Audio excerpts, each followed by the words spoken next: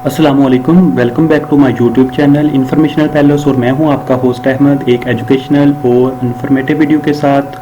जी हां दोस्तों, आज हम बात करने जा रहे हैं एजुकेटर्स जॉब्स के बारे में।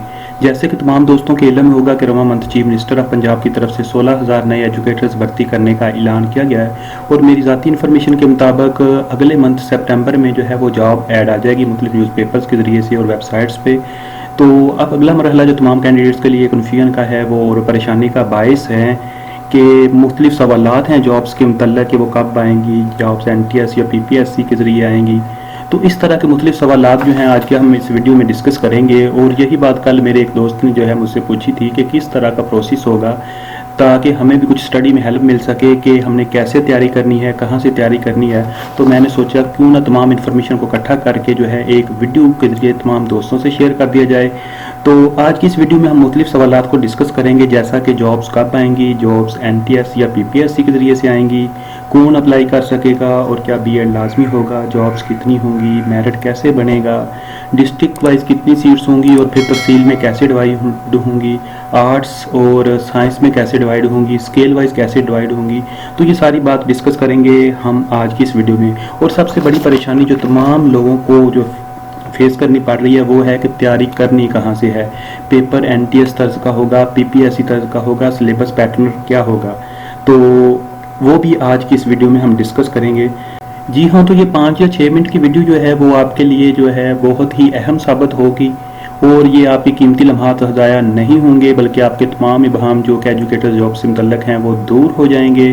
तो चलिए आइए शुरू करते हैं। शुरू करने से पहले मैं आपसे रिक्वेस्ट करूंगा कि अगर आप हमारे चैनल इन्फॉर्मेशनल पैलेस पे नए हैं तो चैनल को ज़रूर सब्सक्राइब कर दें, वीडियो को लाइक और शेयर करें ताकि आपको ऐसी ही एजुकेशन से मुतल्लक और जॉब से मुतल्लक जो इन्फॉर्मेशन है वो नोटिफिकेशन के ज़रिए मिलती रहें। तो चलिए आइए बगैर टाइम ज़ाया किए स्टार्ट करते हैं। तो सबसे पहला क्वेश्चन जो तमाम स्टूडेंट्स का है कि जॉब्स कब आएंगी। तो मैक्सिमम चांसेस हैं कि जॉब ऐड जो है सितंबर में आ जाएगा और 1 महीने बाद उसका टेस्ट होगा। टेस्ट के बाद कम से कम 1 महीने बाद इंटरव्यू होगा। इंटरव्यू 5 नंबर का होगा और फिर जो खुशकिस्मत लोग होंगे जिन्होंने मेहनत की होगी और वो लकी होंगे तो वो कामयाब ठहरेंगे और एक तकरीबन 3 मंथ के अंदर अंदर ये प्रोसेस मुकम्मल होगा और उनको जॉब मिल जाएगी। अब दूसरा सवाल ये है कि जॉब्स जो हैं NTS के ज़रिए आएंगी तो या PPSC के ज़रिए आएंगी। तो अभी तक जो मालूमात हैं उसके मुताबिक तो जॉब्स NTS के थ्रू ही आएंगी। जैसा कि मुराद राज साहब ने भी कल कहा है कि जॉब्स जो हैं वो NTS के थ्रू आएंगी और मैक्सिमम चांसेस भी यही हैं कि 15 स्केल तक यानी कि 14 और 15 स्केल की जॉब्स जो हैं वो NTS के थ्रू आएंगी और 16 स्केल की जॉब जो है वो आएगी PPSC के थ्रू।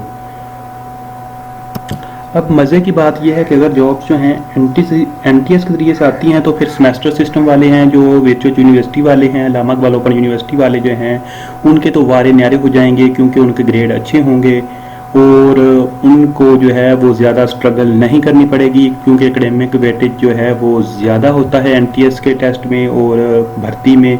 तो इस तरह से वो इजीली ये जॉब हासिल कर सकेंगे। लेकिन अगर PPSC के लिए आती हैं तो फिर वही आगे आएगा जिसके पास नॉलेज होगा। NTS में इंटरव्यू 5 नंबर का होता है जिसमें जो है तालीमी डिग्रीज़ को ज़्यादा वैल्यू दी जाती है, जबकि PPSC में टेस्ट और इंटरव्यू की ज़्यादा इंपॉर्टेंस होती है। इंटरव्यू 100 नंबर का होता है और जो तालीमी डिग्रीज़ होती हैं, तालीमी वैल्यू जो होती है उसमें सिर्फ 40 नंबर होते हैं। जी हाँ, तो अब नेक्स्ट क्वेश्चन जो है कि कौन अप्लाई कर सकेगा और क्या BEd लाजमी है। तो जी हाँ, बिल्कुल वो तमाम लोग अप्लाई कर सकती हैं जिनका स्कूल सब्जेक्ट में मास्टर होगा, चाहे वो आर्ट्स वाले हों चाहे वो साइंस वाले हों। ठीक है, तो ऐसे तमाम लोग जिनका मास्टर्स नहीं होगा स्कूल सब्जेक्ट में, जैसे कि इंजीनियरिंग वाले हैं, MBBS है, डिप्लोमास हैं और MCOM वगैरह है, तो ये लोग अप्लाई नहीं कर सकेंगे क्योंकि इनके पास जो है वो स्कूल सब्जेक्ट में मास्टर डिग्री नहीं है। और जहाँ तक BEd की बात है तो BEd जो है वो लाजमी नहीं होगा क्योंकि BEd के लिए आपको 5 साल का टाइम दिया जाएगा। आफ्टर कंफर्मेशन ऑफ जॉब, जब आपकी जॉब हो जाएगी तो आपको 5 साल के अंदर अंदर BEd करना होगा और BEd के 5 मार्क्स होंगे। लेकिन यहाँ पे एडवांटेज वो ले जाएंगे जिनका BEd होगा, उनको 5 नंबर इजाफी मिलेंगे। जी हाँ, तो अगला क्वेश्चन जो है कि जॉब्स कितनी होंगी, तो जॉब्स दरअसल 16,000 के करीब होंगी। हर डिस्ट्रिक्ट में ये जॉब्स तकसीम होंगी। उसके बाद डिस्ट्रिक्ट के आगे तहसील वाइज ये जॉब्स तकसीम होंगी और उसके बाद जो है ये आर्ट्स और साइंस सब्जेक्ट में तब्दील होंगी। उसके बाद आगे जो है वो ग्रेड 16, 15 और 14 में आगे ये कन्वर्ट होंगी। तो इसलिए ज़्यादा खुश होने की भी ज़रूरत नहीं है। कंपटीशन इंतहाई ज़्यादा होगा और वही कामयाब होगा जो कि ज़्यादा स्ट्रगल करेगा, क्योंकि यही 16,000 एजुकेटर जॉब जब 36 डिस्ट्रिक्ट्स में और राउंड अबाउट 125 तहसील में जब ये तकसीम होंगी तो ये बहुत कम सीट रह जाएंगी और कम से कम 20 से 25 लाख लोग इस जॉब के लिए अप्लाई करेंगे। तो वही जॉब हासिल करेगा जिसके पास कुछ होगा।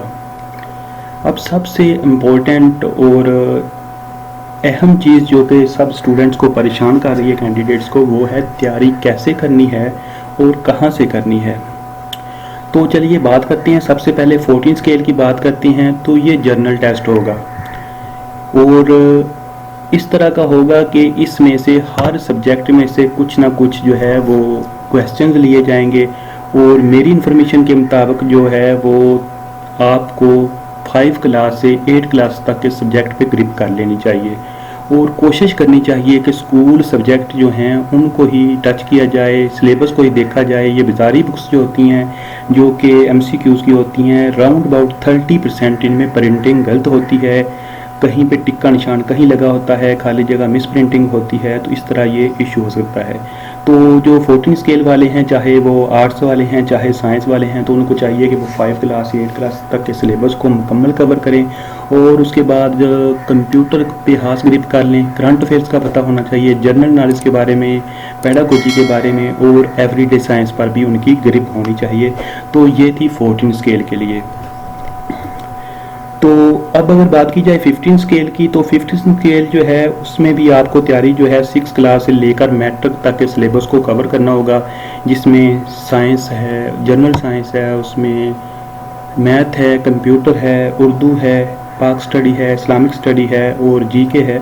तो ये सारी चीज़ें आपको कवर करना पड़ेंगी।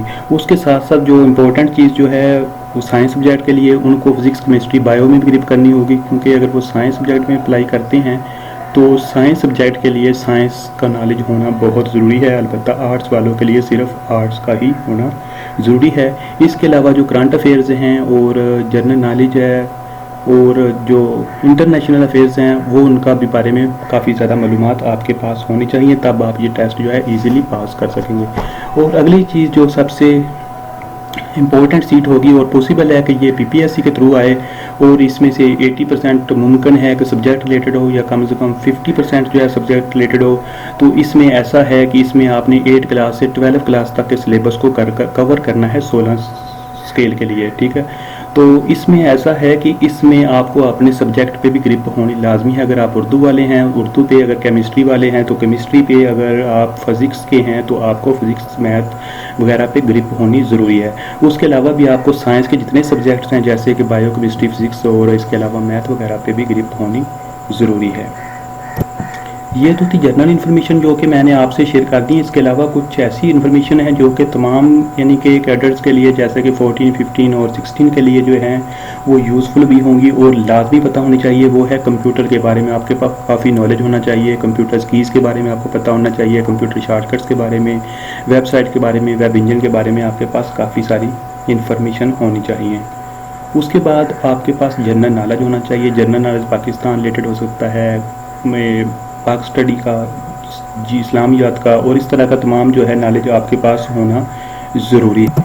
इसके अलावा जो चीज़ जो है वो पेडागोजी है। पेडागोजी जो है वो तमाम पेपर्स में आएगी और पॉसिबल है 15 से 20 नंबर की हो और ये इंतहाई टफ होती है और ये वही हल कर सकेंगे जिनके पास नॉलेज होगा, जिन्होंने पढ़ी होगी। ये तीर तुक्का नहीं लगेगा क्योंकि ऑलरेडी ये नज़रों से किसी के भी नहीं गुजरी, इसलिए इसकी तैयारी जो है वो आपको एजुकेशंस के सब्जेक्ट से अच्छी तरह से करनी पड़ेगी। उसके बाद करंट अफेयर्स हैं। करंट अफेयर्स जो हैं वो तमाम जॉब्स जो हैं तमाम कैडर्स के लिए हैं। इसमें से 15 या 10 नंबर के क्वेश्चन ज़रूर बनेंगे। ये पाकिस्तान रेलिवेंट भी हो सकते हैं, इंटरनेट रेलिवेंट भी हो सकते हैं और इंटरनेशनल लेवल पर भी हो सकते हैं।